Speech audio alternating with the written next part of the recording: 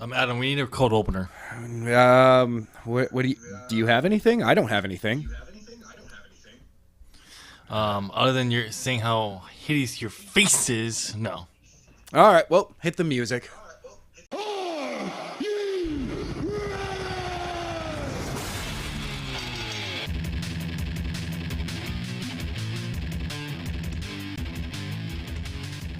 Ladies and gentlemen, welcome.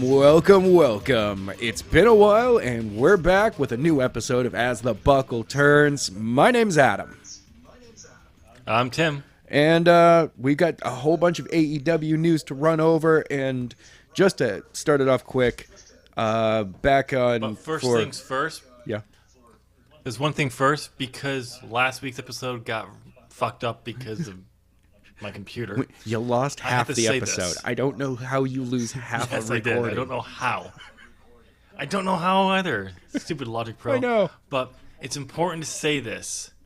It's very important. The champ is here! Yes, that's right. You got 4 correct at NXT Phoenix, giving you the win. And then at Royal Rumble, we tied, where you get to retain your championship for now. One day. So I have 2 defenses. One day I will win. And at the end of the show, I'm going to run down the card. See about that. Tim's probably going to leave early. All right, let's go ahead and jump right into it. The news. I've got to start off with this what the fuck moment right here. It's come out that Undertaker is taking bookings, appearance signings, but he's charging an astronomical fee, though, for it. He is charging $25,000 an hour to make an appearance someplace. What the heck?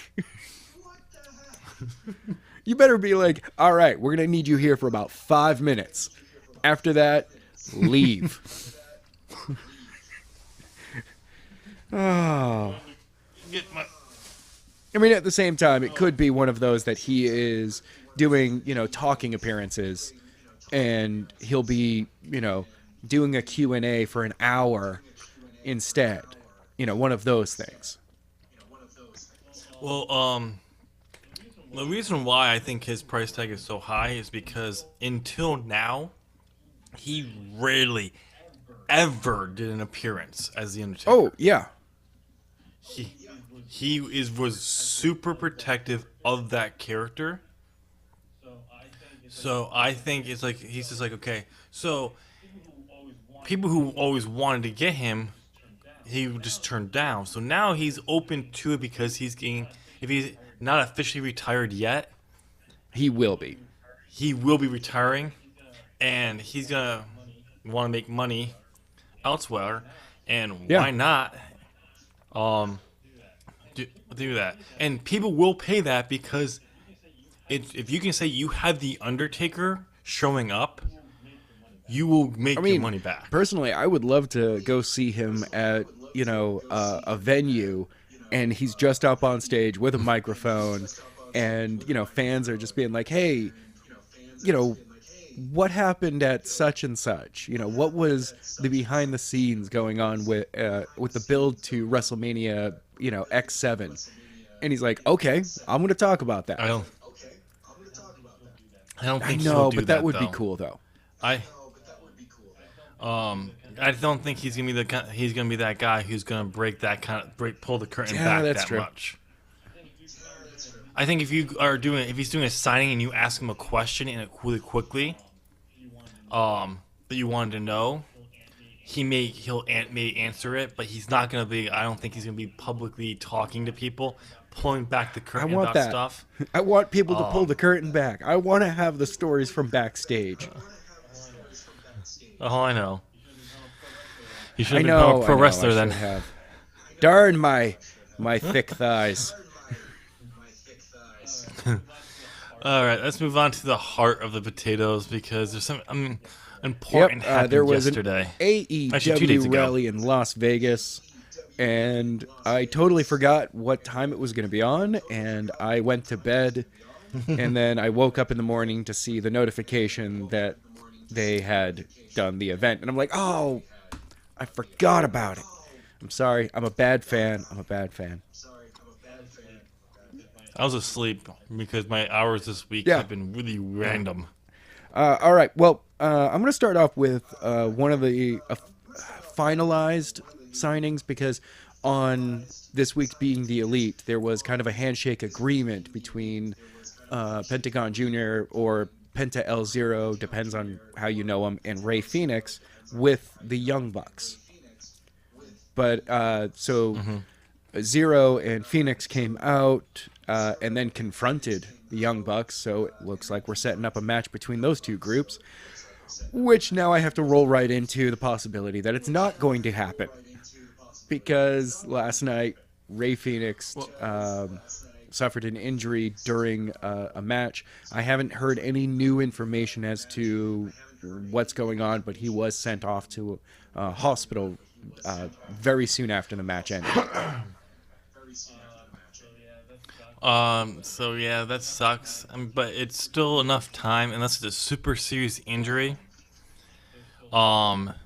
There's Yeah, still I mean, time that he if could it's recover. if it's one of those that he landed and it pinched a nerve in his arm, or he landed and it just Yeah. so happened to be one of those times that you land and you go like, "Ow, that really hurt," but there was no. It's like hitting your shin. Like you immediately say Yeah. "ow" and you fall to the floor, but then you're like, 5 seconds later, you're like, not really. But I mean, anything with the neck, you immediately stop and you're like, I don't know. Or it could be a concussion. It could be any Yeah. number of things right now. Yeah. The interesting note with those two is they actually have their main contract is with They Lucha do have a Lucha Underground contract, and it's weird because they also have a contract with Impact Wrestling. Speaking of which, they have a match coming up at United We Stand. Before you go to there, the thing about their whole Lucha contracts, it's their Lucha contracts allow them Yes. to work other Unlike companies. That's Joey Ryan. why. Poor dude. But it's one of those things where it is Lucha Underground has priority over them. So if a fifth Ever season happens. pops up, they can pull them in, Right. saying they can cancel dates for other people and pull them in for the tapings Yeah. because they need them. So continue with the match they just announced, but then I have something about Lucha Underground. that I wanna So quickly the add, 'cause I Lucha just Brothers remembered also it. have another match coming up on April 4th with Impact at United We Stand in New Jersey against RVD and Sabu. Now, this kind of 4 people in the ring is just asking for carnage to happen. Like, I'm looking at this going, Impact, you could just put ECW in your name at this moment, and this match would still fit perfectly. Oh, I And know, get but like, sued by WWE. you know how at one point Impact or TNA at the time tried to do give a send off to the ECW guys, and the card, the show worked. Oh yeah. But they tried too hard to have ECW guys working with them again, and it just didn't work out. Yeah, because a lot of those I guys think stayed this, on as a one-off afterwards, match, and it didn't work. would be a beautiful thing to see. It could be, a send-off to the Lucha Brothers with RVD and Sabu winning, or it could be Lucha Brothers winning over a tag team of ECW originals. Yeah. So going back to Lucha Underground, there has been Really? a By lawsuit whom? filed against them. I cannot remember for the life of me the name of the wrestler. I think Okay. it's a female wrestler, but I could be wrong. Basically, the idea is that they're suing them for stopping them from letting them work because their contracts are locked up in Lucha Underground. And so the whole situation is after the 4th season, Lucha Underground basically said anyone who wants to leave, who asks for the release, can ask for it. We will grant it. Some people took Right. it because they didn't know when the next season was going to possibly be. A bunch of people stayed to be loyal. Now there's no really word on whether there's a fifth season coming out. And now, because they stayed, the Lucha Underground Yeah. is basically saying you can't leave, and they will not let them work elsewhere. Basically holding them prisoner where they can't make money I know. because they're not getting paid. And it's not even like that they were making that much money on Lucha Underground. It's ridiculous. So, a lawsuit was filed. Joey Ryan has come out in favor of it. It goes back to Evilise. People remember yeah. her from Tough Enough's 2011 show. She's there. She's been one of the people who stayed, but who's now been saying about how she's being forced to prison, being basically held captive by the contract. So the person who filed the lawsuit Oh, it is basically probably saying this will be. could be a class action. So, and it makes sense because these are the people who were loyal to them, and now they're saying, They're well, like, yes, you you can't were leave. loyal to us. Now you have to stay with us forever. So, Ever. Ever. yeah, That's not how you do business. not okay. So that's just I want to bring that out there. So we'll have to keep an eye out for that, more details as it comes available. That's right, All right, let's ladies and move on to gentlemen. So more AEW yesterday news. was the well, for us it was yesterday. I don't remember when I'm putting this up. The Double or Nothing ticket announce party started, and already a day later, we're at about 12,000 pre-sale codes being requested. That's ridiculous. Oh, just so you know, that pre-sale, those 12,000, was the night of the press conference. So it's not total to this day. Oh, yeah. That was on Thursday night. It's The website So, crashed. I've heard now 3 numbers for seats available at the MGM. The MGM Grand, I don't think it's called the Grand anymore, though.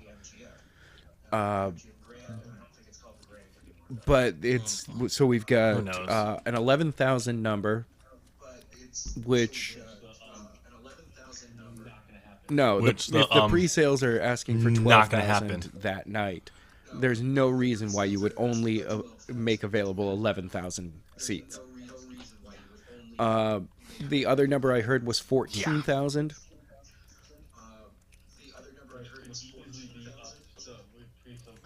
Which could easily Yeah. be up to the pre-sale codes could be up to that by now. Because right before we started recording, I actually went to their website. It's Okay. back up. This pre-sale code is still requestable. So the other think it's number up I until heard, tomorrow which is night. the maximum capacity of the venue, which is just over 17,000. Yeah. I think it'd be interesting. I think it really will determine how many actually pre-sale codes go out for this between now and tomorrow, and when the That's pre-sales the 12th. tickets go actually on sale. Yep. So that will be determined there and that's the pre-sale tickets. That's not general audience like anyone for the rest of the tickets.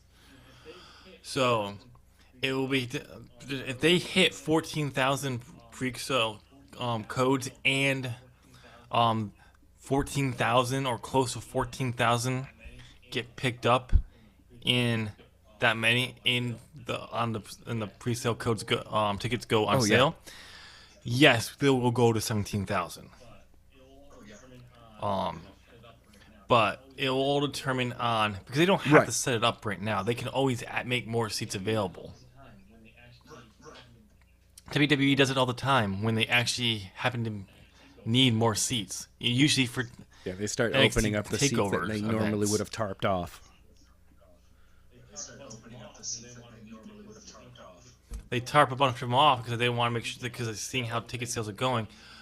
And usually the weekend of the show, they will eventually make more seats available because they need to if they're not always. Also but announced generally. at the so it was hinted at in the first or yeah, the first press conference. In the second one, it was definitely confirmed the partnerships Yes. that AEW is going to have with other organizations. It was definitely cemented that Oriental Wrestling Entertainment will be partnering with them. Go check them out. Well, they already knew that. Oh, okay. They already did. They cemented that But back in the yes, last press definitely conference. They check made it very clear that they did. OWE out.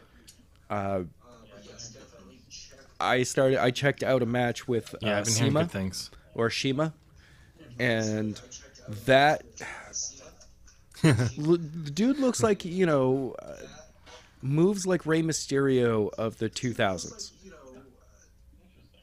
Where you're like, okay, you're a little older, Interesting. but you still know every one of these moves. Mm-hmm. And I'm like, all right, I like this. I like this Yeah. guy. So yeah, now I Interesting. really want to see what young talent is able to come up with in that organization and bring it over here.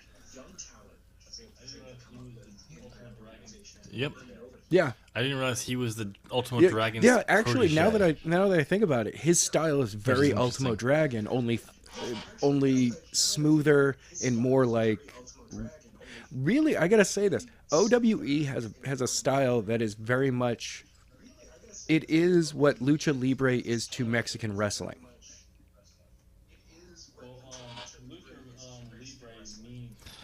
Well, Lucha Right. Libre means freestyle or free wrestling.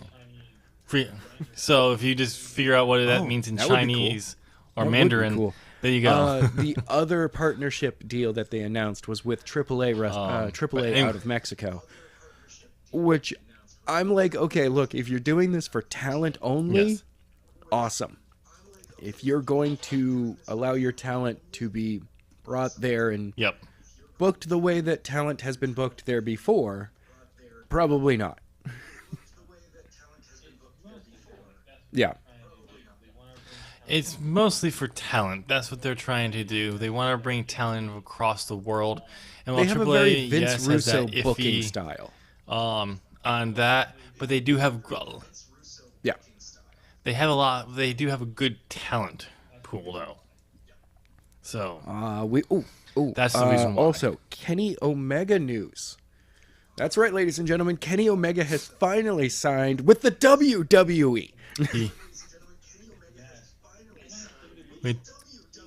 Yes, he has, and not just WWE. Yeah, he's taking completely over running NXT. NXT. He's running NXT. He's also going to be in the main event of every single WWE show for the next 6 weeks straight.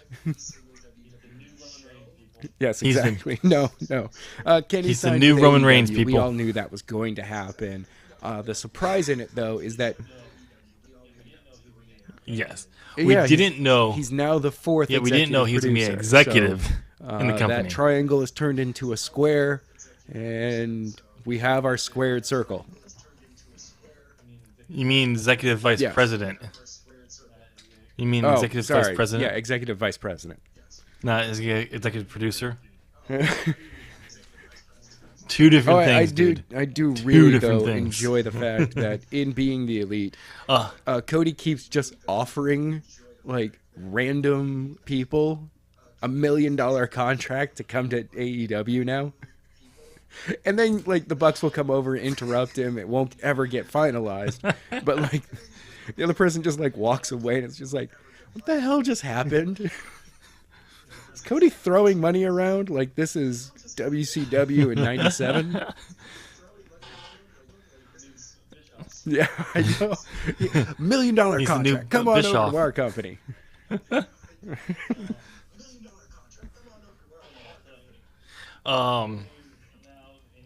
But yeah, so Kenny Omega's now in AEW. We all knew that.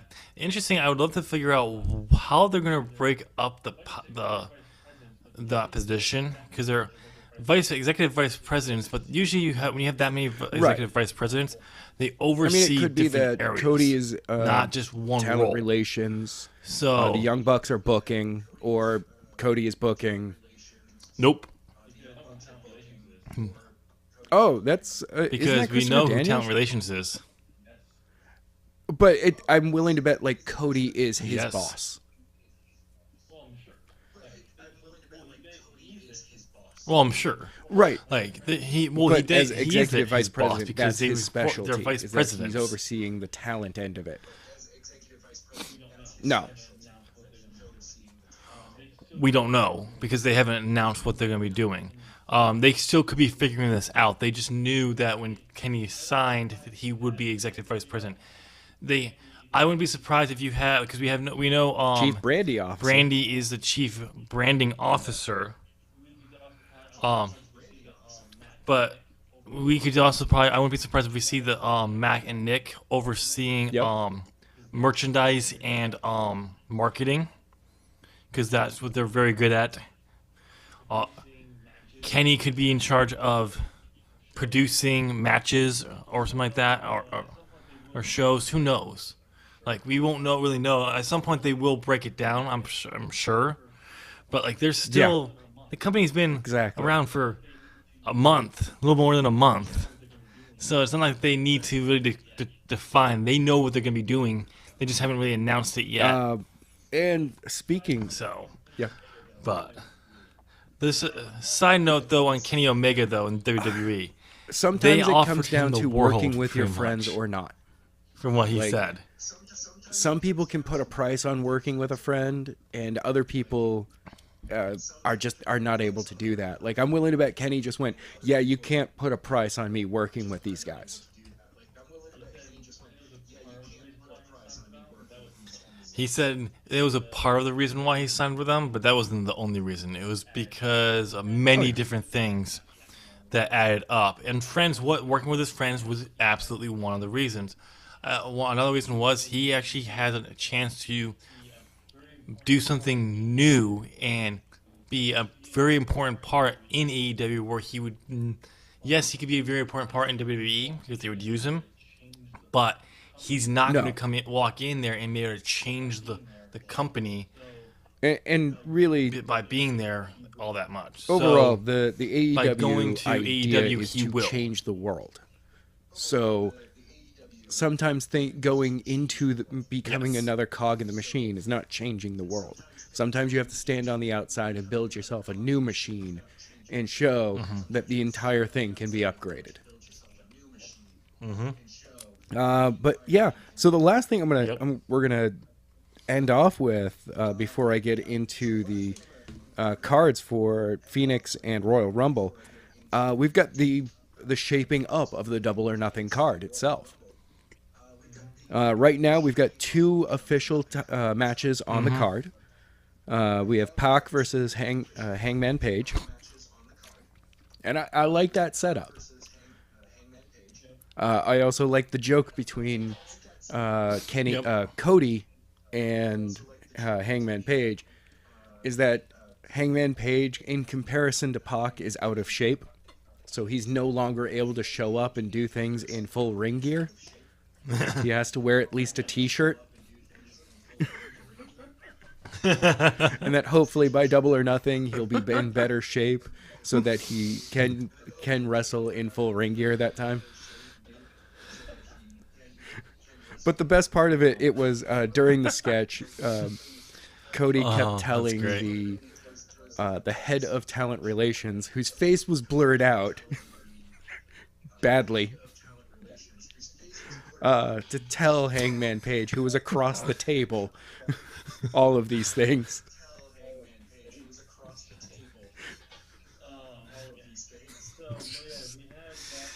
Yeah. So, but yeah, we have that match official. No word on if it's going to be actually for I don't know. I mean, I would AEW World personally, Championship. because, Dusty was a big fan of tournaments, start the entire promotion off with a tournament of every single wrestler on the card.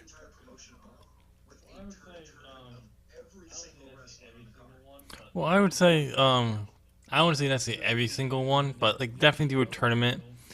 This is their next big show. They don't need to have the title debut yet. If they do All In 2 in September again, like they probably will. that could be the when you do the tournament, because they're gonna go into then in October for their TV would probably start.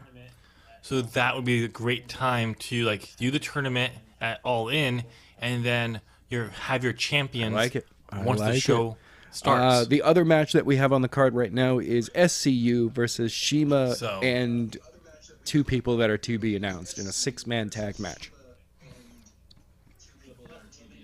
Yep.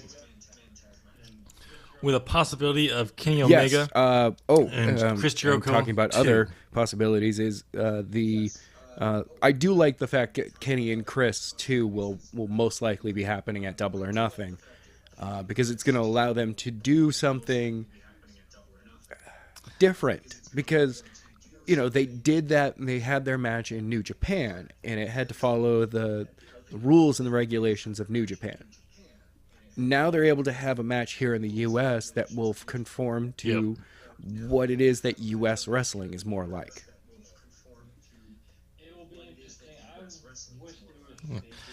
It will be interesting. I wish they would have saved it. I wasn't too happy about it, but at the same time, you have a built-in story there already. Also, is like Jericho last month was the big star, and now Kenny Omega's in the star there, and you can tell the Jericho whole was there story to beat through Kenny. So Jericho is actually jealous. You're of stealing Kenny my thunder. because Kenny. It seems Kenny's news outshined Jericho's news. Yeah. And Kenny just plays the humble guy that he is. Yeah. So it'll be interesting to see. But I mean, if you need a big match, match to announce for that card, this is a good match to do, because the match that they had over a year ago. Yeah. We also great. have the possibility. So it'll be interesting to see as we get more I got matches two more announced over the possibilities next as well. month or so. But We've got the Lucha Bros versus the Young Bucks. well, yeah, I know, but And then the first women's match announced by well, not announced, but clearly being set up, of Kylie Ray versus Nyla Rose.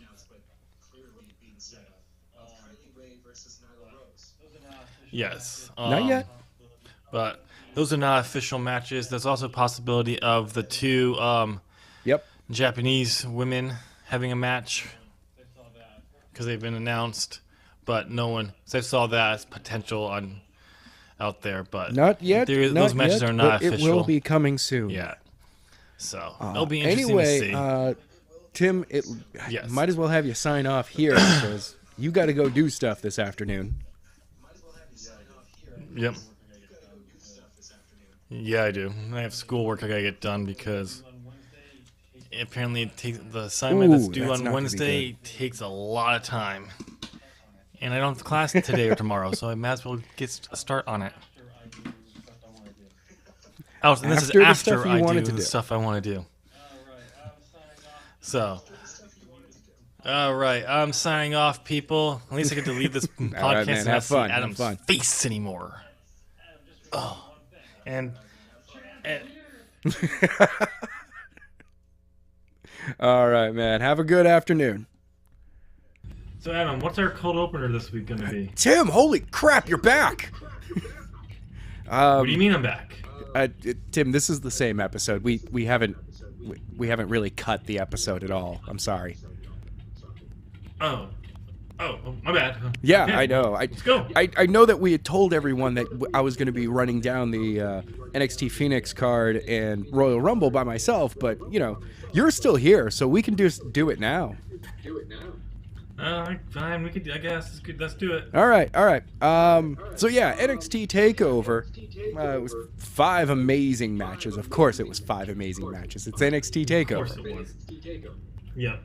Um, Okay. Since we're only really summarizing the cards, why don't we we'll say who won each match, but then we'll each pick the match of the night, Okay. and then a match that stood out to us. Okay. All right, All so right, so let's go over the yep, the show opened with Undisputed Era versus War Raiders, where War Raiders came out on top. and became the NXT Tag Team Champion. This was a solid match. Yeah, it was. But it did fall to the problem that a lot of tag teams, hot tag teams and favorite fans, suffer when they go against the Undisputed Era. Yeah. Is they get booed because the Undisputed Era is so over. Yeah, but the dynamic still works. Oh yeah, I mean the fans were still happy to see the War Raiders win. So, but it's just one of those funny things. Next up was Matt Riddle versus Cassius Ohno, who now has set a record for never winning on a takeover.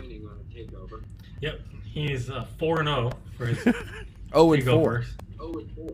Yes, 0-4. My bad. He should change his last name to Owen.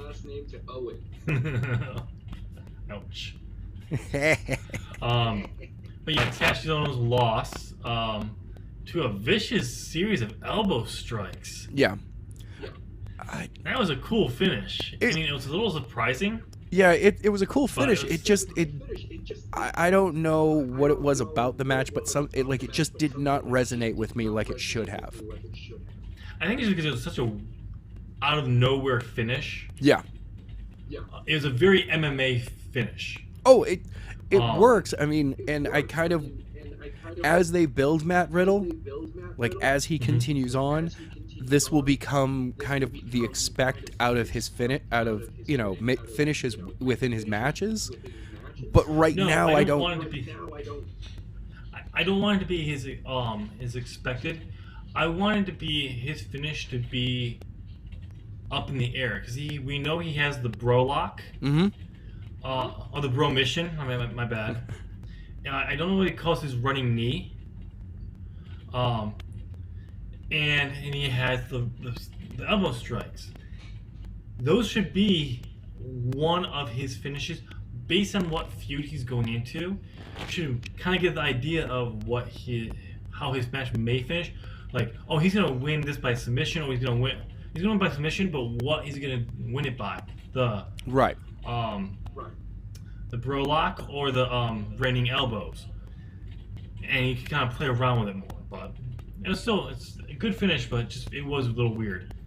Now on to Ricochet versus Johnny Gargano, which one standout match of the night. It's actually the reason that you won.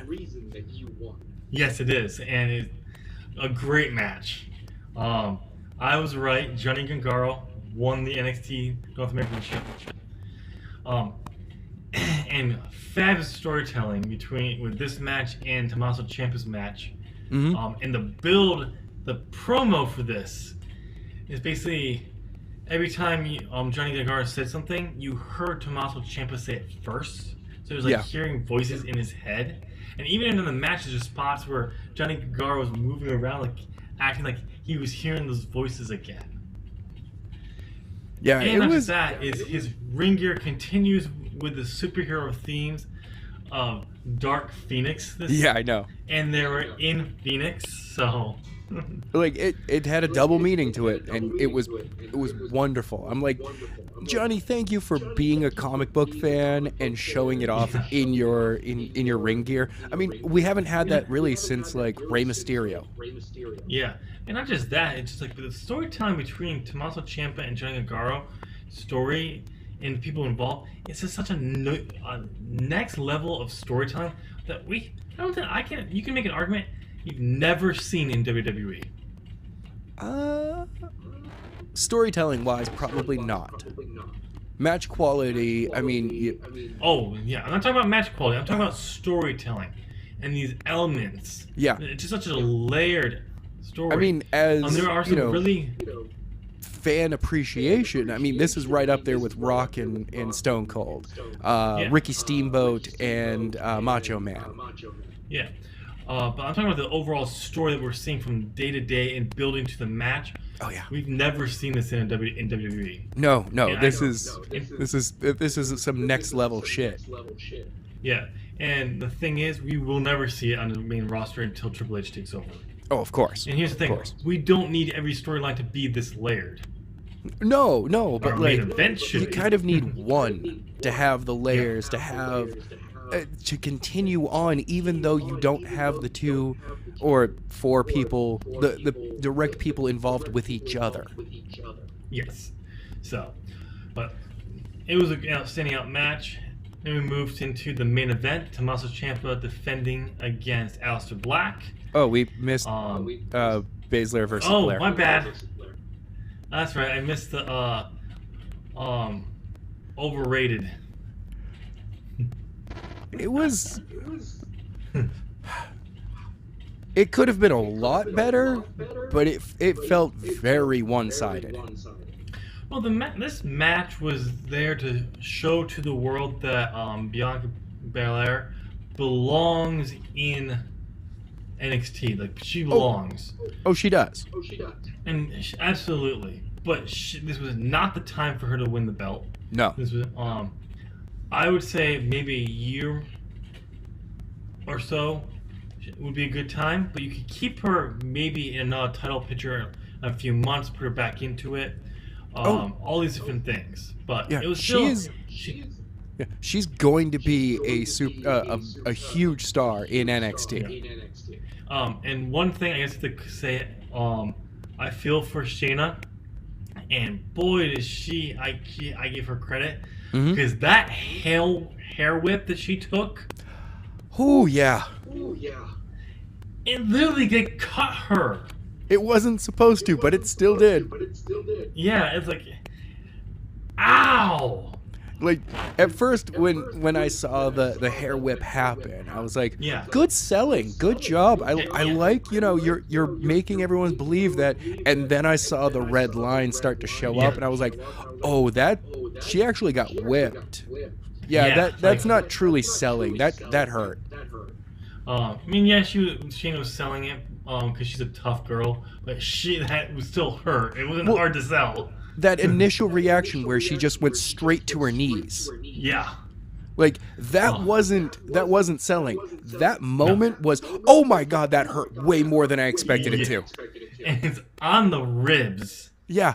It's like when you see somebody get hit with a kendo stick, and instead of continuing to stand there, they straight fall to their knees immediately, even if it's just across the back. Everyone else in the ring pauses for just 1 second to make sure that the guy goes, all right, we're good, keep going. But that initial one went, oh, that was harder than I needed it to be. Or not just harder, it was in a spot that it hurt more than you expected. Yeah, you were like, oh, that hit a shoulder blade that, that's going to sting in the morning. All right. But yeah, it was one-sided, but the match did what it was supposed to do. Keep Shayna in the strong, but show Bianca is a contender and a powerhouse. Right. And it did that, and that was good. And now let's move on to the main event. Yes, Tommaso Ciampa versus Aleister Black. Okay, this was awesome. It was awesome. It wasn't the match I was hoping for. I don't know what I was expecting for this one, honestly, but I was a little disappointed to it. But I appreciate it more after I actually saw Wrestle Talk kind of, because I missed this part. I just kind of missed because I think with the women's match in between Johnny Gargaro's and Tommaso's, I missed this, but Tommaso went for the exact same spots that he did, but faded them. Yep. And even did a lot of some that was lost because of the match of it, and also it was such a good match. The North American Championship match was so great. But that's why I think I just kind of lost. I missed some of it. When I went back and I saw them saying, I was like, oh, yeah, I missed that. Yeah. So it's so I'm not expecting such a layered story. Usually by this time I'm doing other stuff. I'm paying attention a lot, especially to the takeovers. I'm paying a lot of attention to them, but you really have to be watching if you got this stuff. So, which is good to know. Yeah. Oddly enough, though, the entire show ended early. Yes. Well, it started at 7 o'clock. because I went to watch it at 8 because I thought it started at 8. The pre-show started at 7 for some reason. So when I came in, it was the running promo. They started the promo for the North American Championship match. I watched the entire promo thinking it was part of the kickoff show. It was just because Oh. they do that. When I realized it was not, I'm like, oh, go back. But I got no spoilers. So I had no spoilers. So when I went to the beginning, I didn't know who won or anything. Yeah. So So but it lucky was you definitely on a that great one. match. The problem is the show ended at like 9:30. It was just after 9:30. I was like, wow, that's really early for you guys. Normally you push that, 10 o'clock or the third hour. Because they usually start at 8. Yeah. That's why. But Most of still, the NXT show would have takeovers- been early anyway. No, takeover generally are around 10:30. Some of the longer shows do go push that full longer, really longer. Like the War Games did of the match. Right. But it can go about 3 hours, only 2 hours, 2.5 hours. I've seen them. But Okay. there was no reason to go for the. I honestly thought everything had what it needed. Yeah. It was cool. The fallout though of the end of the show where you had all 6 men, Aleister Black, Velveteen Dream, Johnny Gargano, Tommaso Ciampa, Adam Cole. Ricochet Ricochet and Adam Cole. and Adam Cole. So yeah, all 6 of them. That fallout became a match during the Super Bowl halftime. And it was amazing. I also did not get to see it because I had to be at work. I just kind of I remember it was there, but I was like I was doing stuff. I had stuff I had to get done. So Yeah. I work. My day job, as some people know, is working in a print shop. And due to the Patriots winning the Super Bowl, I had to work overnight that night. And I had to How be was in the that? shop during halftime. So I didn't get a chance to even be able to check this thing out. I'll have to watch it. I still my free month expires I think next week. Yeah. So I get the pay per view for free. I get another pay per view. Nice. So, but anyway, one thing I just want to comment about the Aleister Black Tommaso Ciampa match. I loved how the story was that Aleister Black had the match won, but because his knee injury, he could not finally hit the final black mass that would have probably won it for him, and that Right. led to his failure. Yep. So I love that. So, all right. So It was a match of the wonderful night. use of ring psychology. Yes. Match of the night. Match of the night. I actually have to go with Ricochet and Gargano. I agree. It was absolutely the match of the night. It was just phenomenal. Yeah, it was Such a a great wonderful story. one. It was wonderfully paced. It showed that Johnny can compete with a ton of high flyers. We've seen that before, though. But we've He also is. seen that. We now also see that Ricochet can change up how he works in the ring, Yep. depending on who he's in the ring with. And let's be honest, Johnny Gargano is a high flyer. Not as Yes, he much is. of a high flyer. He's more of a technician, but he can high fly just like them. Yeah, I'm not so sure about he's his no. finish. Yeah, he's no Ricochet. He's no Will Ospreay. He's not, he's not, Rey Mysterio. He's not that. He's not a straight high flyer. No, he could be if he wanted to, Right. but I'm not so sure if I'm sold on his slingshot DDT finisher he's been using lately. Yeah. It could use a I little like bit the more move. work. I like the move. I mean, it's a great move. I'm just not so sure I like it as his finisher. As a heel, it does work, but I think there's better finishers you could have. But anyway, what else? Another match that stood out to you? The other match that really did stand out to me was the tag team championship match. Yes, that was a great match. My standout match, because I expected that because of the War Raiders, and Undisputed Era. The match that kind of stood out to me, honestly, was Cassius Ohno and Matt Riddle. Really? Because the finish was so unique. Um, and it's how they went about it. It was definitely, it just kind of was unique.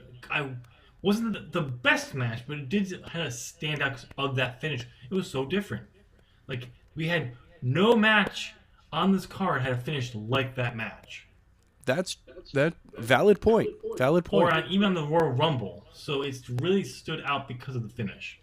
So and it did, and again that match did what it was supposed to make Matt Riddle look like a badass, And it started. works.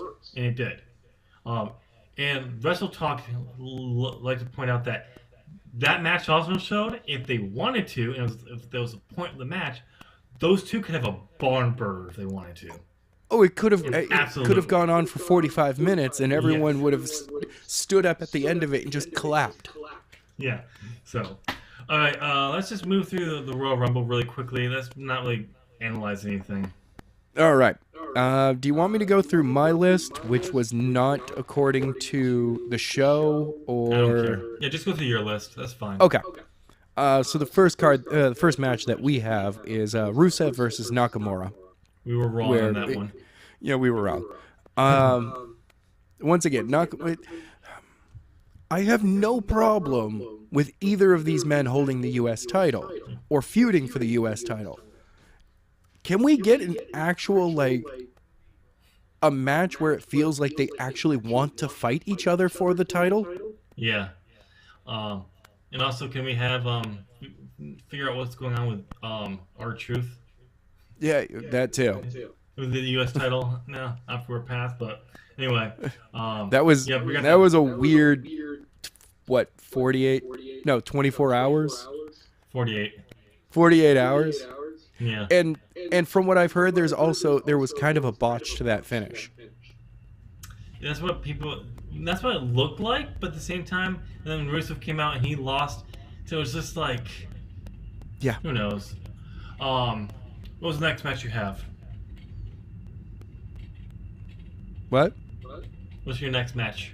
Oh, next up is for the cruiserweight championship. It's Buddy Murphy versus Akira Tozawa, Hideo Itami, and Kalisto. The Cruiserweight Heavyweight Championship? Yeah, the cruiserweight heavyweight championship. I saw that match. It was a good match. Yeah. Again, we got it wrong. But Oh yeah, of course. Multi-man match. You got it wrong, but it turns out that there was a reason why you got it wrong. Yes. And he's no longer I got it with the wrong company. because, well, I chose Kalisto because why not? Left field with this one. I'm pointing to the wall.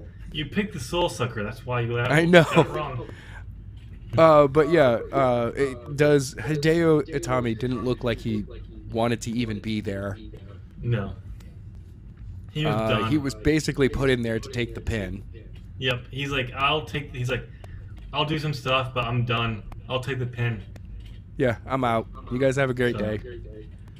So it was a good match overall. Yeah, I mean, it wasn't a bad match. Yeah.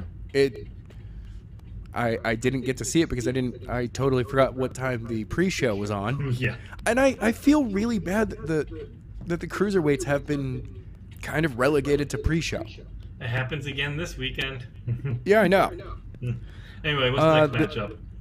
Yeah, so the next match on the card that I have is Asuka versus Becky Lynch, where we were wrong. Which opened the show. Yep.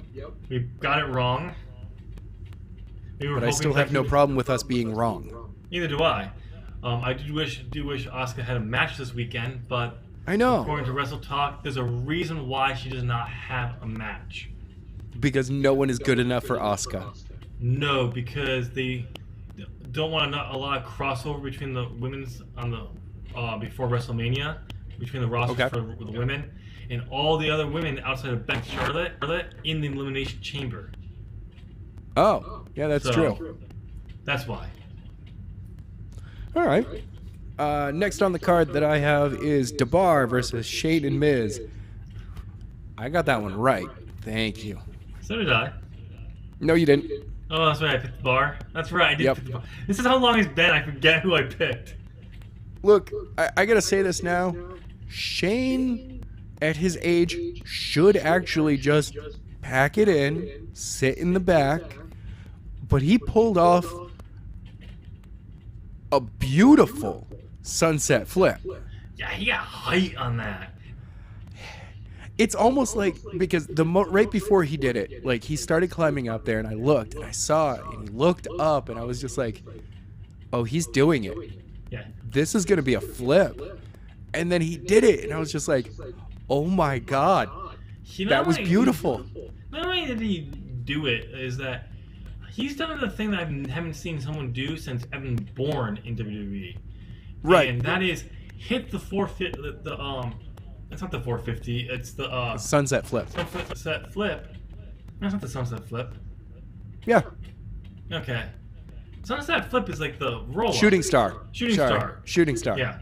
The shooting star is that when they jump, they do it. They basically look like they stand still in the air before they basically they do the full rotation and then just fall.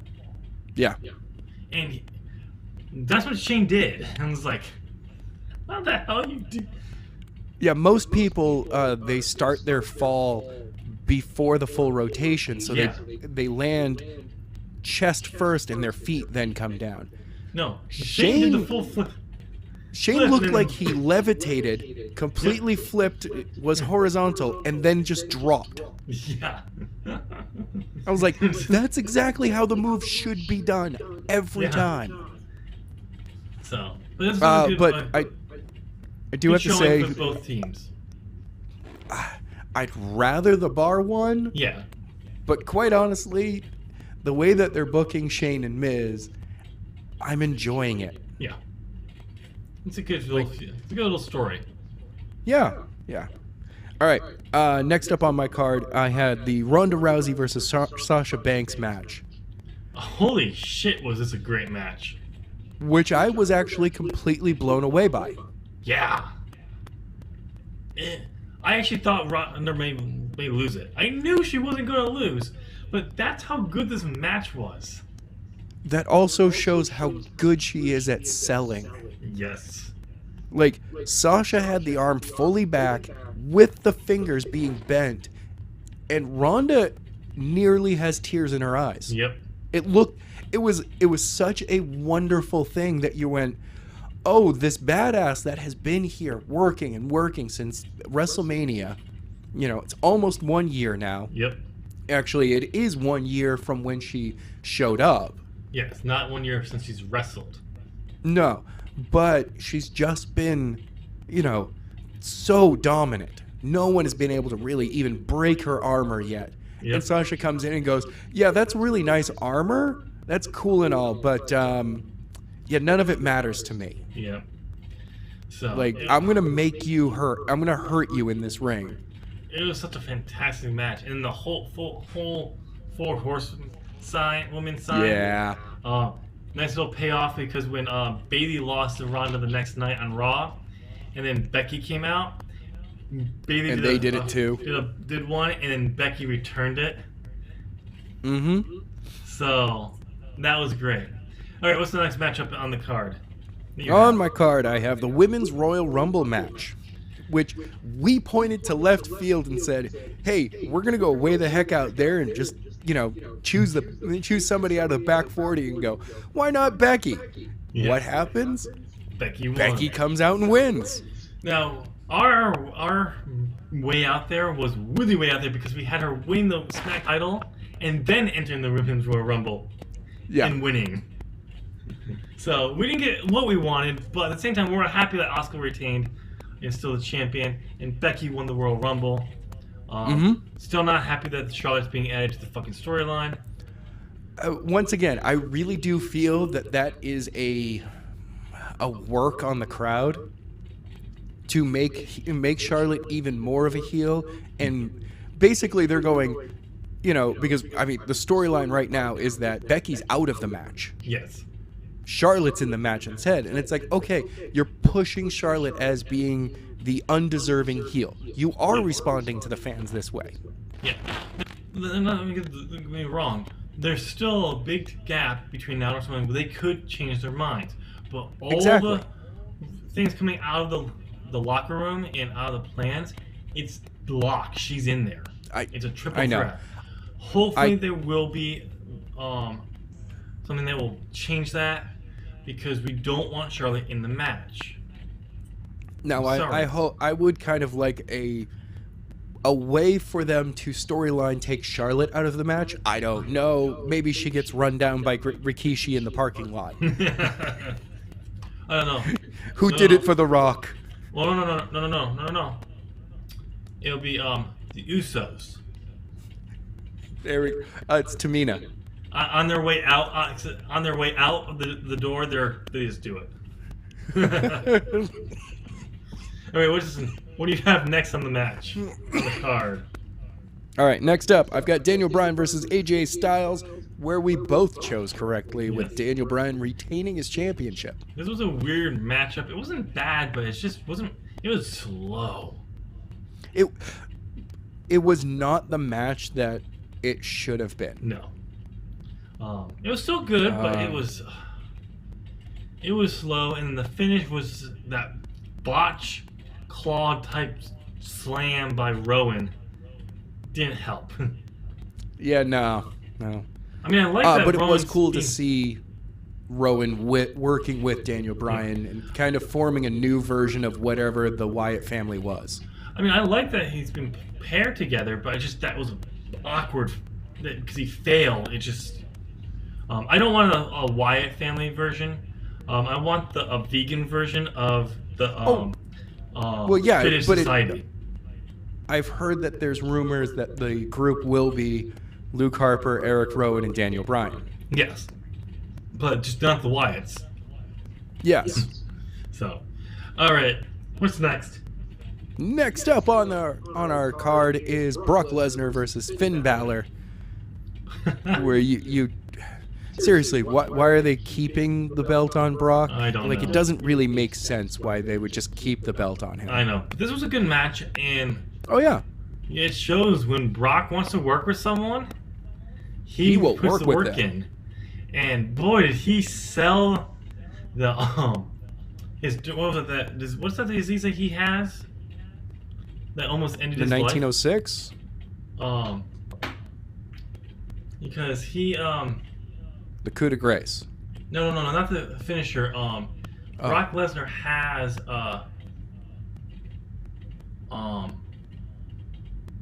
what is it?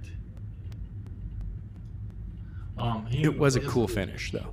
It was a cool finish. There was a come on, there it is. I like the fact that the finish, you truly believe that Finn had beaten Brock. Yeah. And then, And then out of the blue, Brock's just like, and guillotine hold. Yes.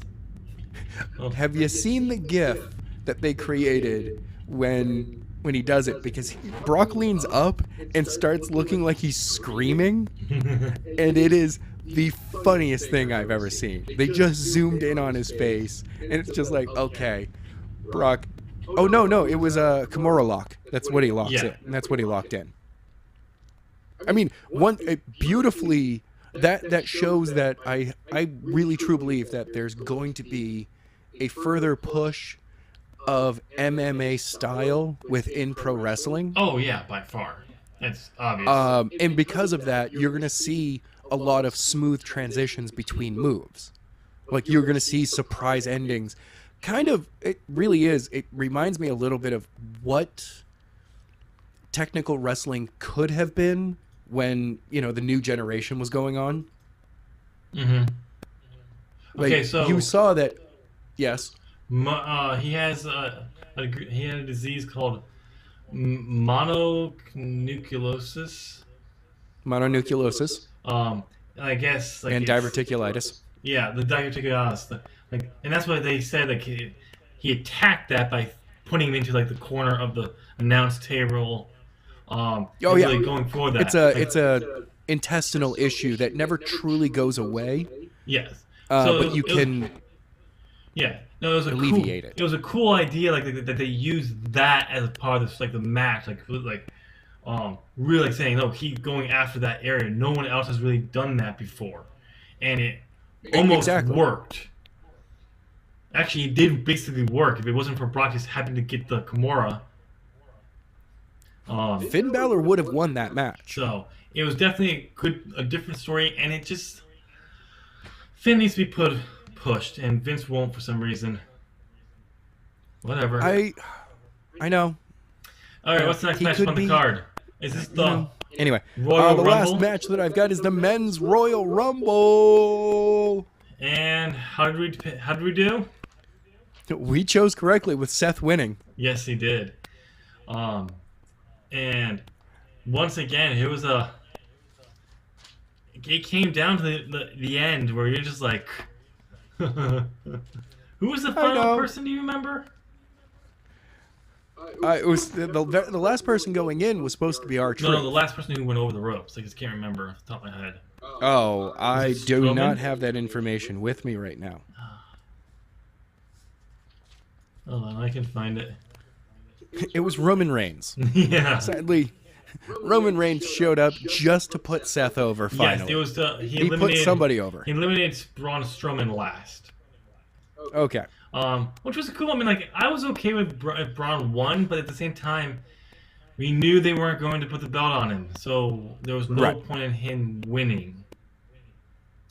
But it still came down. So happy that Seth is going to the WrestleMania and facing Brock. Yes. So I do want to see. I definitely want to see him win at WrestleMania and walk out of there the champion and be the workhorse champion that the company needs. And that's the rumor. The story is going to be that play off the Intercontinental title reign that he had, in which he was the workhorse.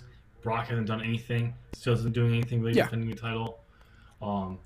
So I mean, at the same time, Brock has a complete valid reason for not doing anything. There's no challenge. Yes. Everyone that has come up to him has lost. What's the point? Yes. So, and that's a good storyline that they can incorporate in there. And the rumor is that he will be the one that drops. Brock will drop the belt to Seth going forward. All right, let's move on to some news because we have predictions. This is always going to be a very long video. Well, it's not going to be a long episode. It's cool. Okay. All right, we got some news, though. Brand new news.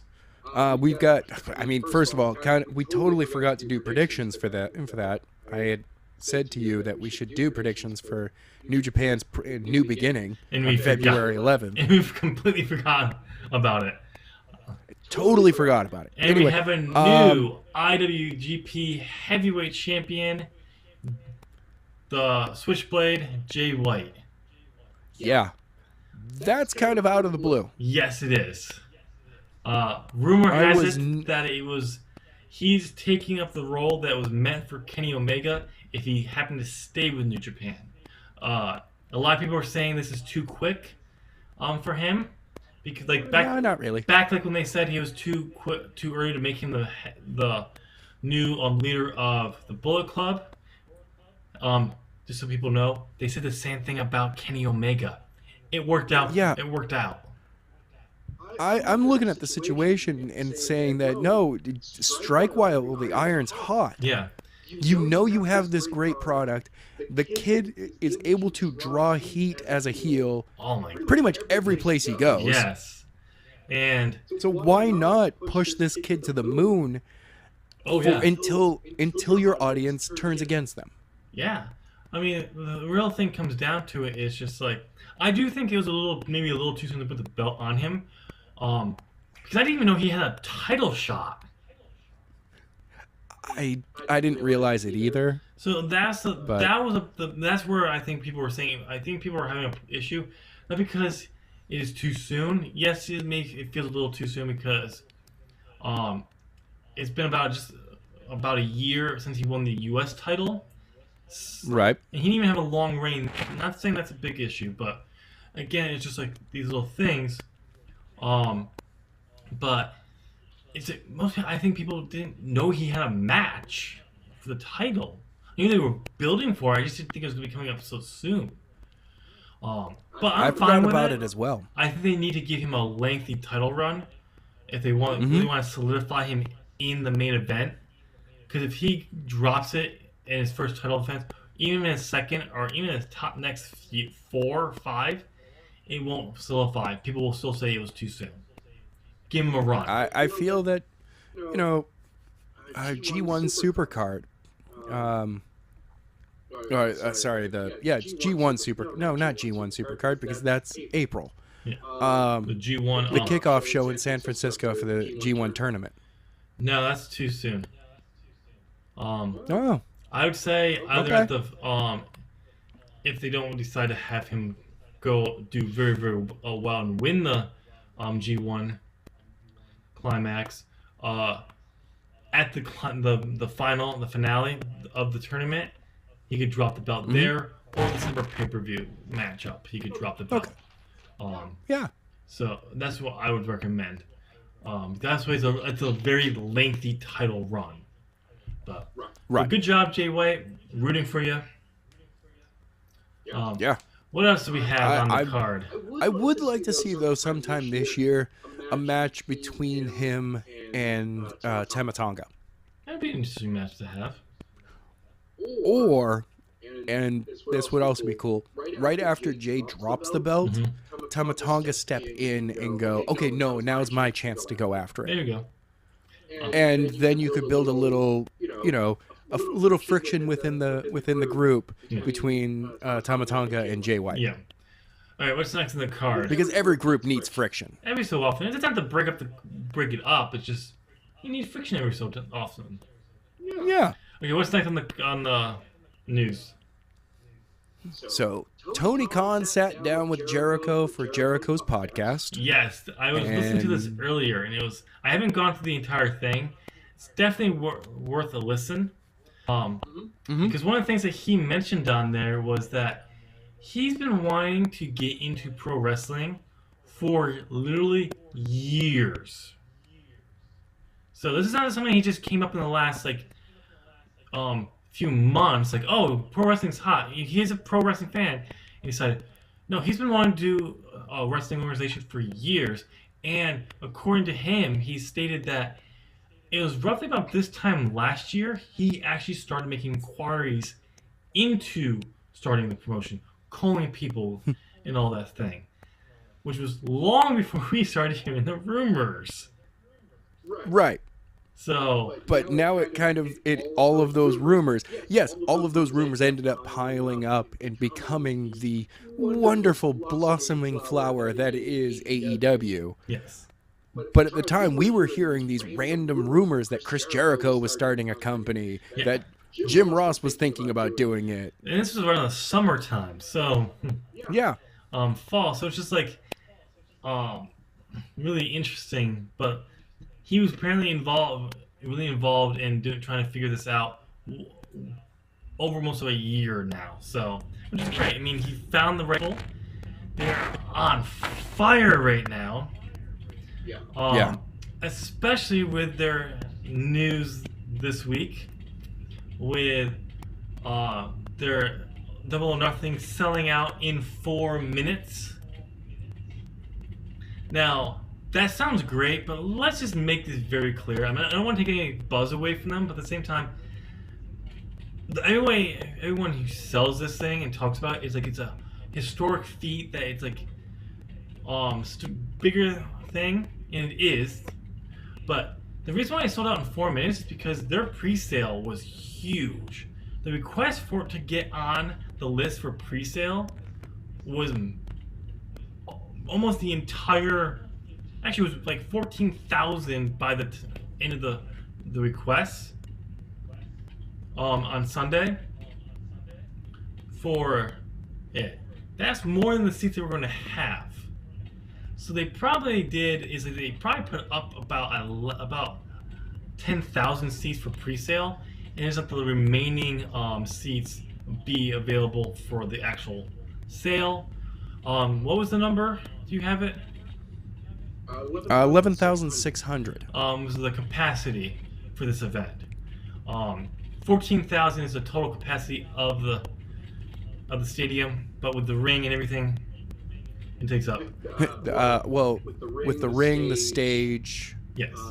cameras, all of that work, there's going to be sections that you can't use.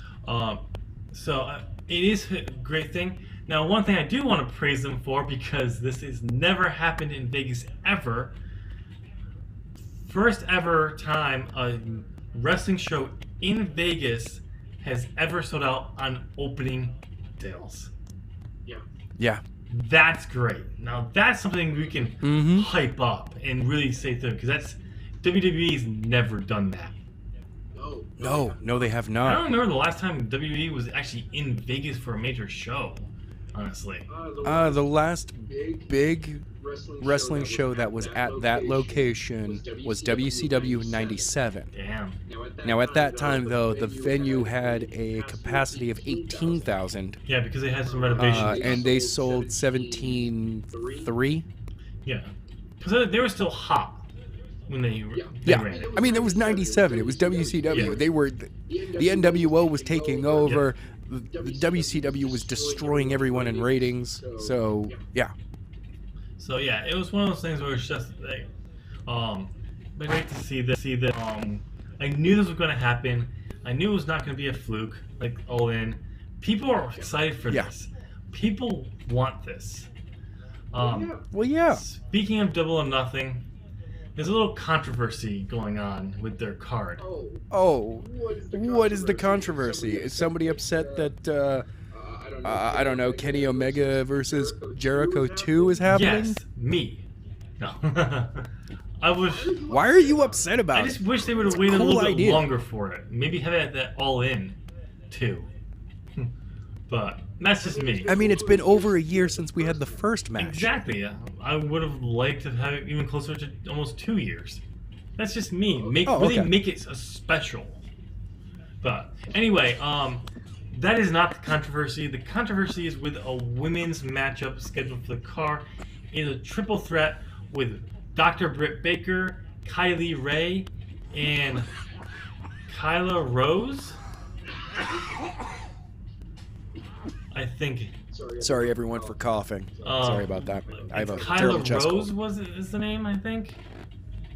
Nyla Rose. Nyla Rose. I didn't know until It's because there's a doctor in there? Yes. That's why. A dentist. She's a dentist. Not the kind of dentist that Dr. Isaac Yankem was. No. I wouldn't mind this kind of doctor, a dentist working on me. But no, the controversy is, apparently, I didn't know this, Nyla Rose is a transgender wrestler. And people are... Okay. As I saw, Wrestle Talk talked about this, and they had a text, like a Twitter thing. It's still happening on Twitter, because Twitter is a horrible place to be these days. In 2019. It can be. I mean, it's not as bad as a YouTube comment section or a Facebook comment section regarding politics. No. It's not that bad. But it's still a nasty But place it's at still times. kind of toxic. But they're saying, like, I don't support intergender matches and all that. This is an intergender match. Being really nasty, pointing out, like, that, because she's a transgender, this is a big issue. Can I just say, I have a little thing, this is good, for you, I'm sorry for this, Adam, but for anyone who has a problem with that, fuck you. Thank you. Fuck you. Thank you. I didn't know that. I couldn't even tell. Like, but so this was like a shocking, like, really? I don't care. No, I don't care. I am here. I'm here to see pro wrestling happen. This is not. You know, I mean, this is nothing funnier like. is- This is a yes. It's a sport. It's a predetermined event. It's not a sport, and even that, I don't give a shit. When you deal with it's theater. that. But this is there. Who cares? And I know there's a lot of people were calling for AEW, Cody, the Young Bucks, and all of them to issue a statement on this. Cody did make a statement on it that was what people were calling for, but he basically just said it's a place for everyone. That's all he really said. He didn't really, because there were people calling for them to basically not condemn the people who were condemned, but make a statement like, no, this is a place for everyone. If you don't like it, then that's too bad. And he didn't do that. But Brandy did. Which makes more sense because it's Brandy. She's the chief branding officer. Yes. Yes. And She basically laid it out. AEW is open to everyone, and it doesn't matter anything of who you are, where you fall on the spectrum of the LGTB. I can never say that. LGBTQ. Yes, thank you. Spectrum doesn't matter. You are welcome here. Period. Hell yeah. And thank you, Brandy. Thank you, Cody, for. I love Cody's response. I just can't remember exactly what he said. It was earlier today. But thank you for this. And really speaking out of that, I'm looking more forward to this matchup even more now, just so people get pissed. Those stupid idiots get pissed more. Well, I mean, you have to also realize that, you know, the guys who are running the organization, Cody, Kenny, Young Bucks, they have a friend who kind of makes a living out of intergender wrestling. Yes. Joey Ryan was a intergender tag team champion. Mm-hmm. He's had a ton of intergender matches, solo matches as well. Yep. None of them look at it as, well, in an intergender match, it's the guy beating up a woman. It's like, no, they look at it and going, nope, this is two people in the ring having a match together. That's how it works. Do you know what the relationship between like the Young Bucks, Kenny, Cody, well, not Cody, but with Finn is? No. Do you know if they have if they're really good friends or not? Because I know like the Young Bucks came in at around a little after Finn left, or at the tail end for the Bullet Club. I don't really think so. I don't know. I'm assuming there's probably some kind of relationship there though. But I was so curious because I know how important Finn's views on are, and he's very, very, very pro. Like, there's a reason why he did his entrance at WrestleMania last year, had members on stage with him, and why he wears the rainbow as part of his on his tights. So yeah. I was just curious because if there is that a good close relationship, they have a good friend who is very opinionated on that as well, who I'm pretty sure they'd probably be interested in bringing over. So, but that's there. So, again, I'm gonna restate my phrase for anyone who has a problem with Nyla Rose being wrestling in this match or wrestling in the women's division. Period. Go fuck yourself. Yeah. Seriously. For that. And, No, I have Brandy's official statement. read it. A safe, inclusive, respectful, and very cool environment to be central to everything we do at AEW. Be who you are and come as you are, because we are all going to come together as a community and change the world. Now there was more to it. Oh, and sorry, and the first, I scrolled down to the first one, the first half of it. As we look ahead to Las Vegas, let's take this opportunity to make it clear that AEW is totally inclusive. We fully support and celebrate all of our athletes and all of our fans, regardless of their sexual orientation, race, gender, religion, or ethnicity. Period. Yes. Yeah. Thank you, Brandy, for saying it in ways that the rest of us would not be able to. I can't remember how his name goes, but Sonny, who was announced to be part of AEW at the press conference, who was very gay wrestler. He commented on there saying he had a good, elegant one too. Is that people who are thinking we're trying to take over and that. We're not trying to waive your rights. We're asking for the same rights as everyone else. And don't try to take away our rights, someone else's rights, because you know you would not like if someone tried to do it to you. Exactly. And I'm just like, exactly. Yep, you're welcome. So, hopefully they will get past that controversy because it's bullshit. But what else do we have on the news? Do we have any other news?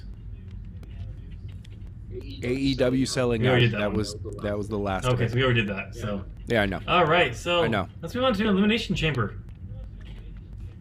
Elimination Chamber predictions. All right. Let's start it off with the pre-show. Of course, 205 Live is on the Yes, pre-show. it is. Unfortunately. Buddy Murphy versus Akira Tozawa for the I'm championship. going with Buddy Murphy. As am I, but I seriously hope that I'm wrong. I don't. I like Kiritower.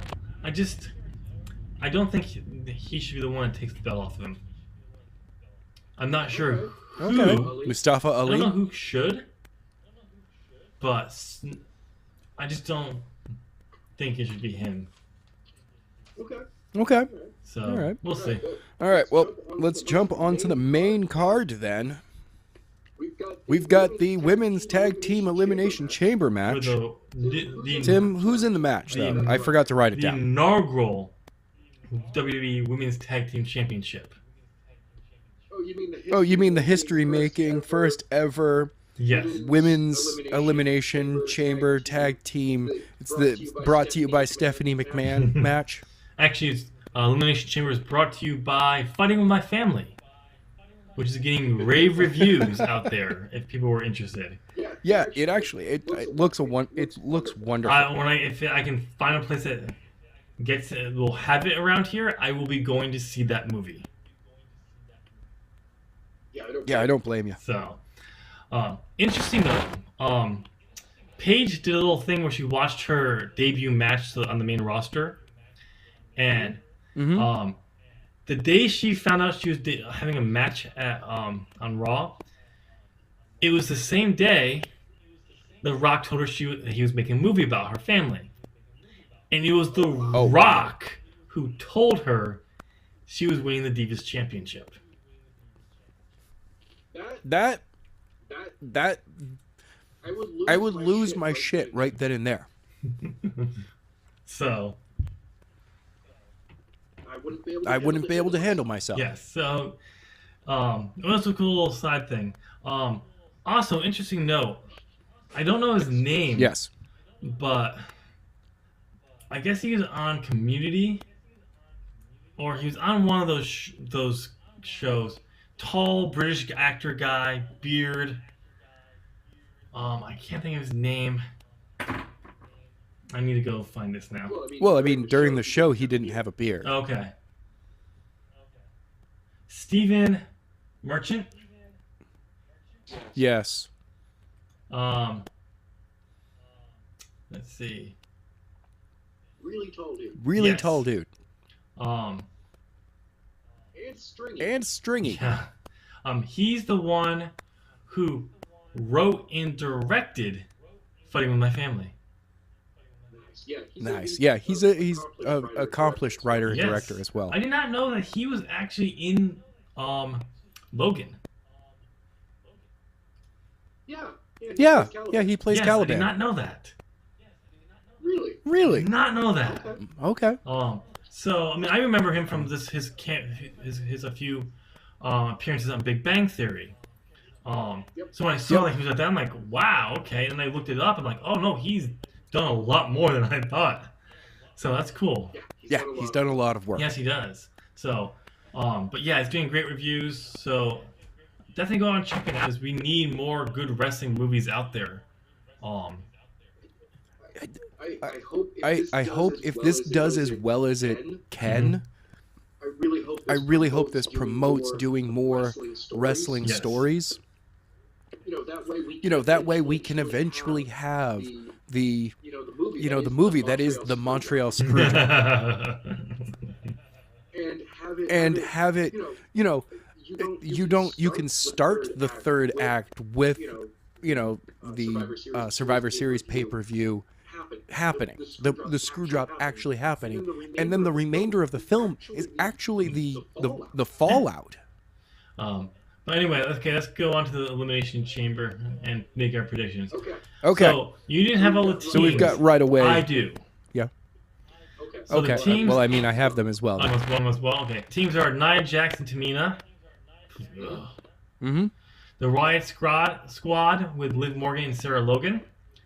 I think they have a new name, but it's not on here. But it's I think it's Fire and Delicious, or something like that. Mandy Rose and Sonya Deville. Oh, that sounds like a And horrible name. it's actually not that bad. I'm butchering it. It actually kind of fits them, honestly.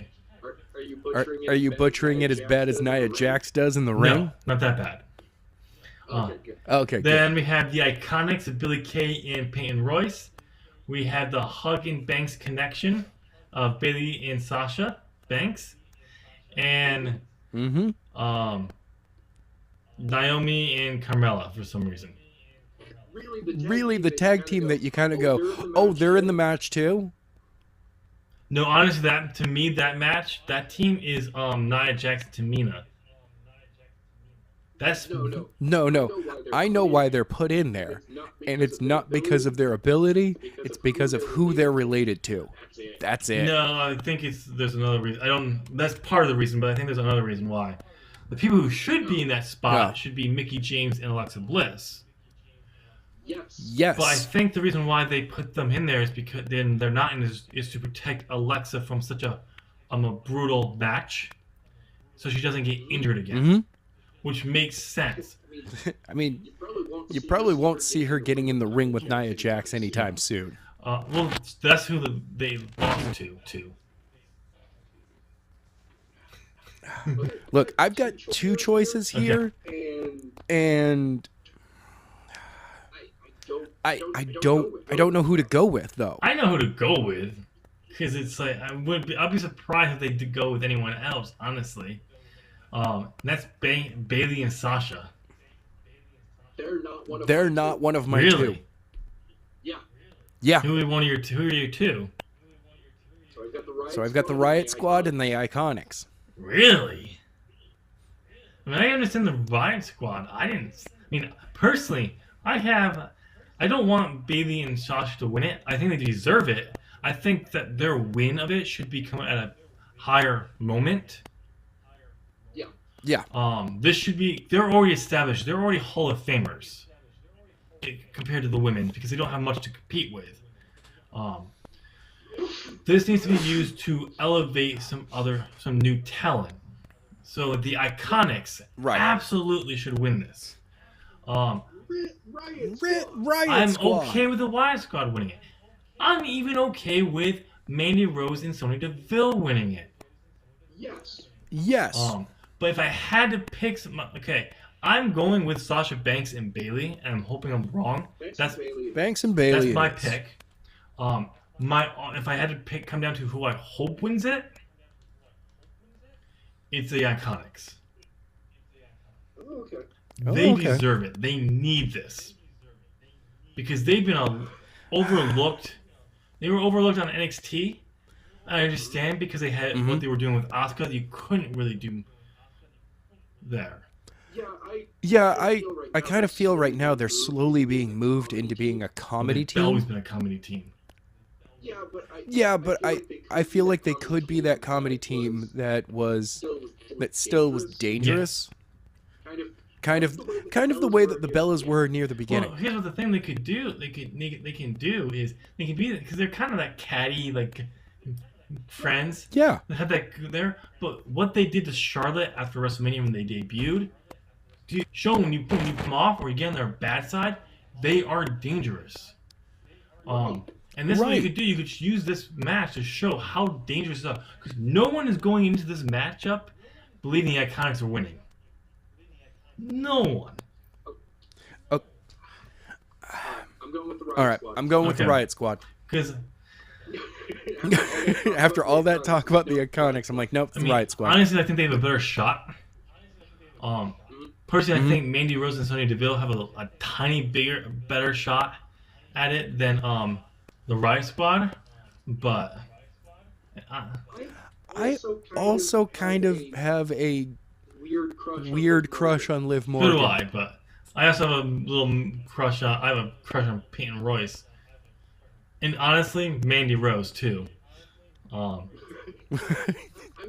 mean, Liv Morgan partly because she actually is an anime fan, and I'm like, Not okay, just that, but that's cool. when you watch her expressions in the ring and how she comes down, she's sold into her character. She's the ditzy. Oh, totally.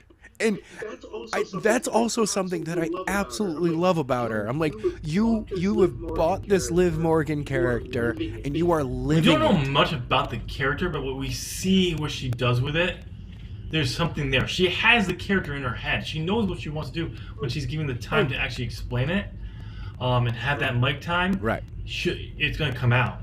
The one thing I loved back when she first kind of debuted, she was doing kind of the Harley Quinn thing that Alexa Bliss did, and Bliss called her out on it. I'm sorry, Bliss. She not only did it, the look, she acted the character of Harley Quinn. Whatever. The pink hair worked way better for her, though. Oh no, I'm saying like I'm fine. Like, I definitely loved it when Alexa Bliss did it. It's what got her over. Yeah. All All right, next up, we've got The Miz and it's the match for the WWE Tag Team match. SmackDown. WWE SmackDown Tag Team Get it right. Championship. God. We've got The Miz and Shane McMahon versus the Usos. You want to tell you a little news that happened yesterday? Yeah, this is part of my pick that Shane and Miz are going to win because of the situation that recently happened with, I believe it's Jey Uso, who was arrested after puffing up on a cop and something else. I didn't catch what else there was. What happened was Naomi was driving and she was pulled over, I think in Chicago. I don't know for exactly. I can't remember. It's one of those states where being black is not. You're kind of. Yeah. Okay. And it was basically apparently going the wrong way on a one-way street and all that. She was asked to get out of the car, and Jay came out of the car, took his shirt off, and at one point was squaring up. Look, it's one thing to be like, hey, can we all just talk about this for a moment? It's another thing to go, all right, well, you asked my cousin to get out of the car, so I'm going to tear my shirt off and try to fight you. Naomi is Jay's wife. Oh. Okay, whatever. But, Okay, whatever. No, so what he was arrested for was disorderly conduct and what is it called when you interfere in a an investigation or something like that? Obstruction of justice. With the charges. That is a...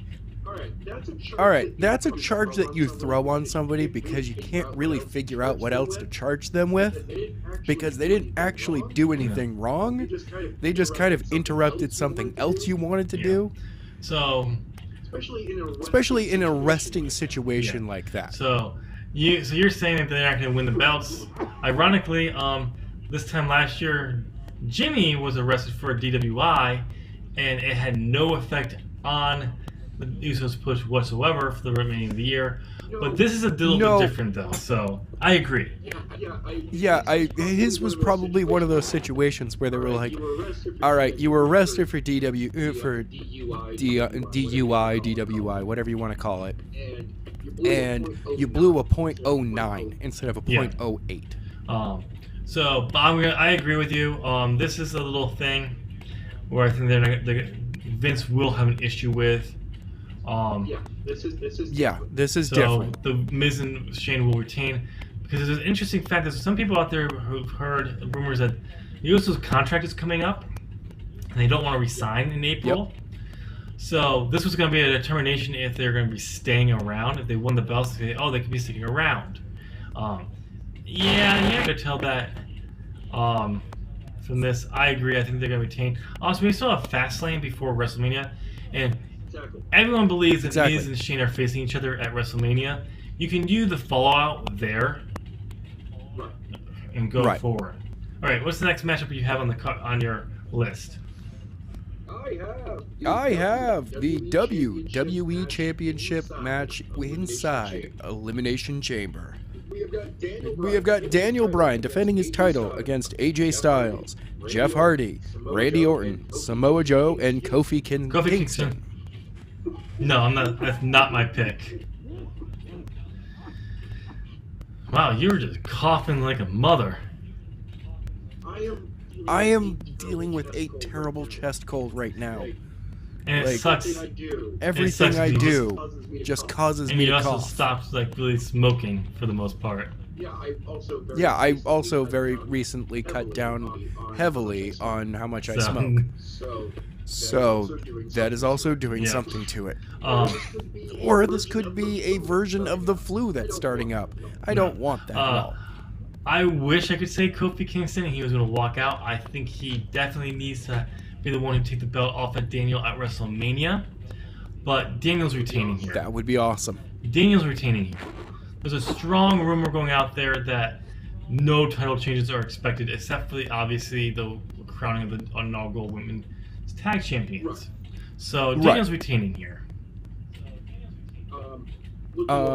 Looking over the list, really, you've got 3 people in there that right now, kind of in the fans' eyes, are people that should be in the belt, being or holding the belt. Is Kofi, AJ, and Daniel Bryan. You're missing someone.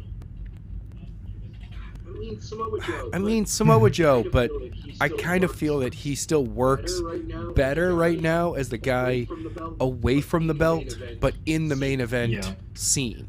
We'll see. I mean, hopefully maybe they'll pull an audible and put the belt on Kofi. I don't think they're going to do that.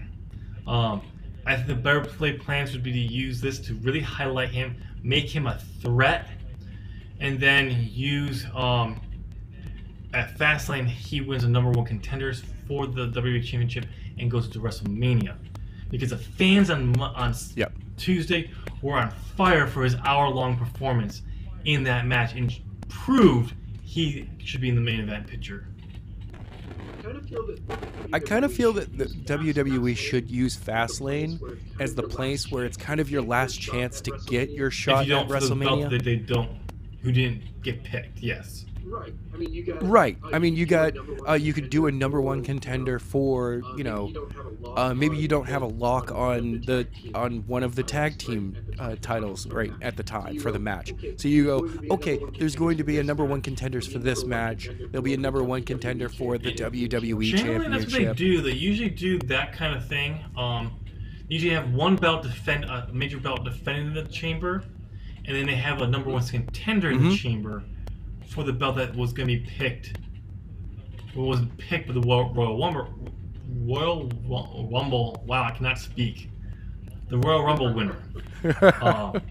So like last year, Roman Reigns won the Elimination Chamber match to go against Brock Lesnar because Nakamura picked AJ Styles. Right. And Alexa Bliss defended her women's title in the Elimination Chamber. So, for that. All right, what's match you have left next? Next match I have is Ronda Rousey versus Ruby Riott. This is an easy one, Ronda. We know it's Ronda has the Brock Lesnar / Roman Reigns situation going for her right now, where it's not really about what's happening now, it's what's happening at WrestleMania that's more important. I'm just hoping that this is going to be a little bit more like the Sasha Banks match, where we see Ruby able to push Ronda. I think we're going to get a good again. push for Ruby on here in the match because this time last year she had a title shot on SmackDown against Charlotte, and boy, that was a good match too. It actually is the match that sold me on Ruby Riott because I had not. All the matches I saw in NXT with her were not that good. Also, she wasn't really found her character there yet, and she went. The Riot Squad was still kind of struggling here, but she found that thing, and that match is kind of. That was the thing that was missing for me for the Riot Squad was Ruby. It just wasn't sold. That match sold me on her. And that's Now it would be cool though, like totally left field cool thing though, having the Riot Squad walk out as all yeah. champions. it's not gonna.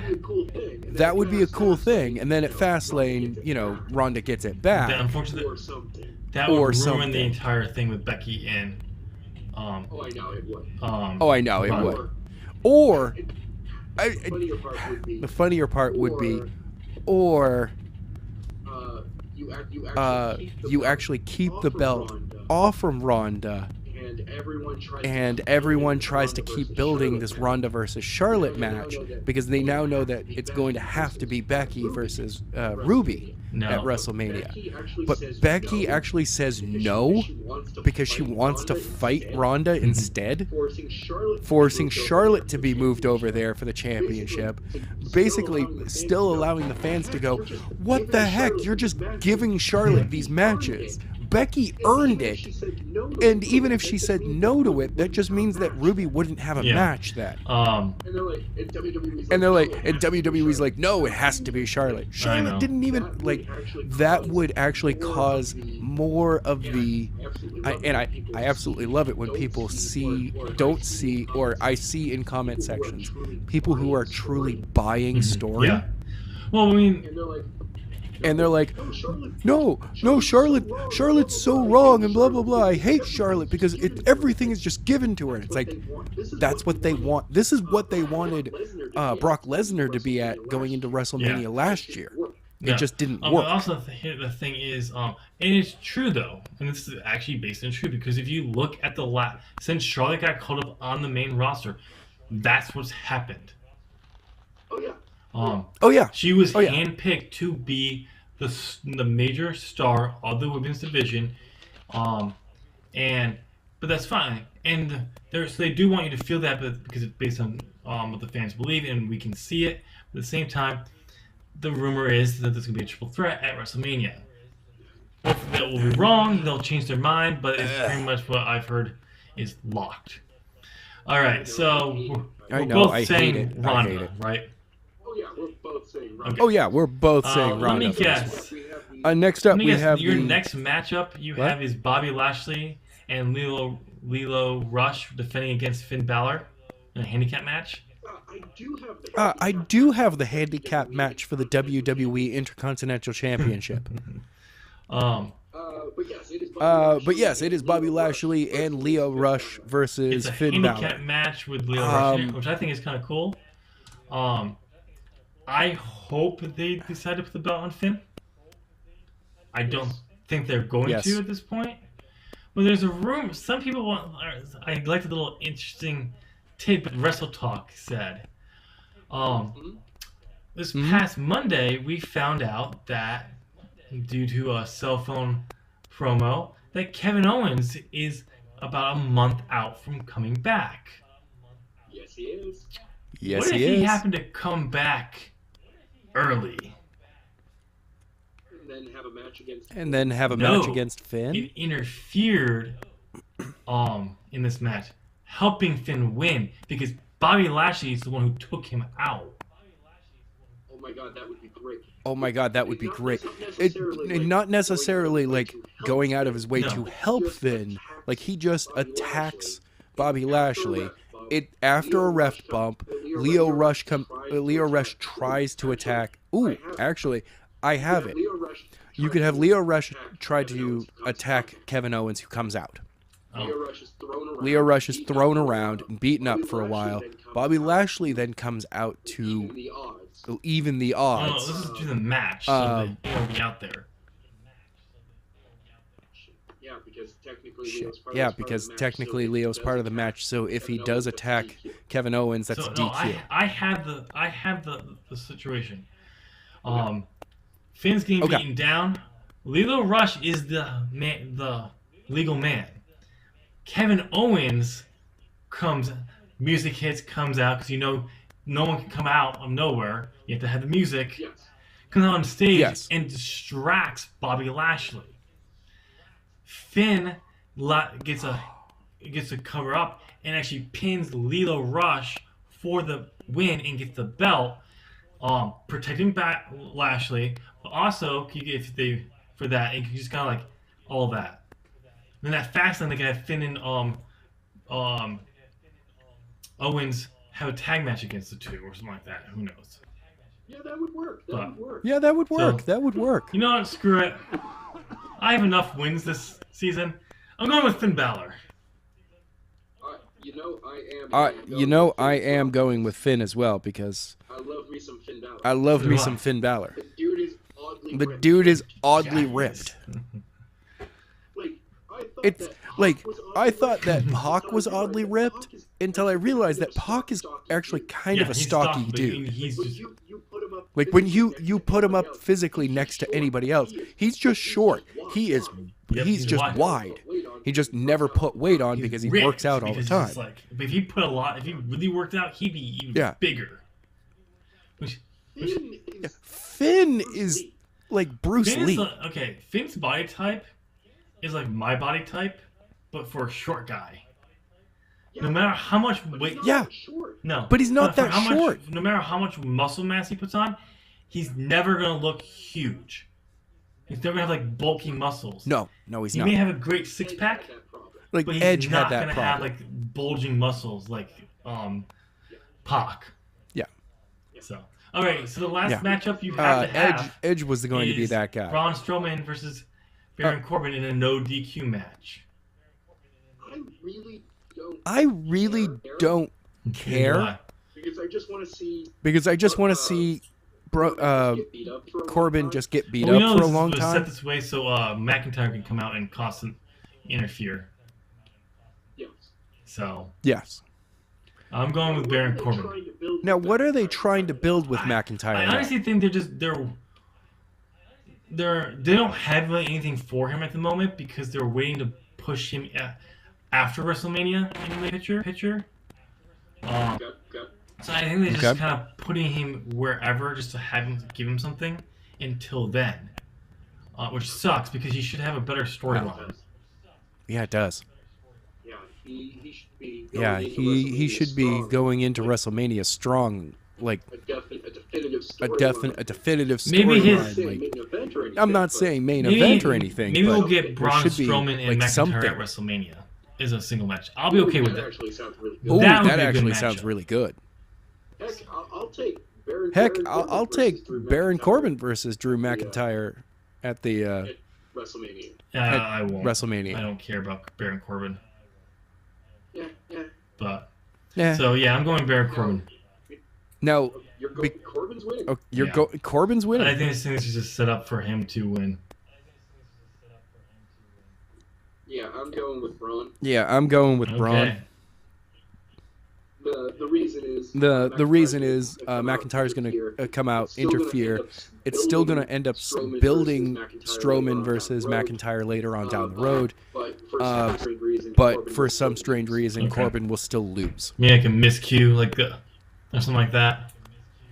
Oh no, it's just gonna be one of those. Oh that, like, no, it's just going to be one of Braun those that like beat down Braun is just everyone going in the to ring. beat down everyone in the ring. Corbin is going to accidentally not recognize that McIntyre's trying to help him. So he's going to do that a lariat on him. a lariat. Well, no, on him or because something. they've been paired together on TV, so Baron knows. Oh no, then oh yeah, they're like a tag team now. It's going to be a miscommunication. Baron Corbin's going to get hit with the Claymore kick instead of Strowman. It could happen. And Strowman's just going to stand there, put his foot right on Corbin, and just stand there staring at McIntyre, Yeah. like, do something. It would work. I'd be okay with that, but I don't think so. I think they're just going to use this as a way to get Corbin a win. Ladies and gentlemen, that's all of our predictions. Let us know down in the ladies and- comment section what you thought. Give us your own predictions on this matchup, and let us know if you're even excited for this pay-per-view. I actually am, because there's some good matches on here. And I'm just really because Yeah. I'm excited to finally have women's tag team championships. Yes. So I'm Yes, excited to see that. I'm excited to see that's what that. I'm really kind of like where I'm at. So that's why a really big deal. So, but yeah, I still feel that this pay-per-view just has a I think there will be some good matches on here overall, but I think it's just like when you look at it, it's just like really, we need Fastlane as well. Yeah. But Yeah. oh well. So let us know down in the comment section. Adam, do you have anything else to add on, or should we wrap this mother up?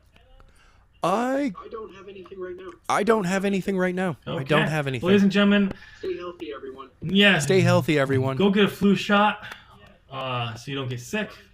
On your way down to make those comments about predictions and all that, be sure to go and give us a thumbs up because it's on your way down. Boom. What was that? That was my thumbs up sound. That was my No. thumbs up sound. You need to do the Boom. ding. No, that's unsubscribe. No, that's Oh yeah, you're unsubscribe right. and I notify. forgot. It's been a while. We didn't do it last week, so I forgot. Well, anyway, the sound effects sucked anyway. After hearing that thumbs up, go over and subscribe. Ding. Ring that Ding. bell. Double ding. And join Double the ding. fun. Yes. Join in on the Yes, join in on the fun. I think Get it should right in become there. join the fun, not join in on the fun. Join the fun. Yeah, Join the fun. I kind of like that too. Yeah, I kind of like that too. But anyways, Our anyway, catchphrases, they Our catchphrases, they yes. ever Ladies and evolve. gentlemen, hope you have a good night. And Adam, your face is even worse when you're sick. Thank you. Thank you. No, thank you. Thank you.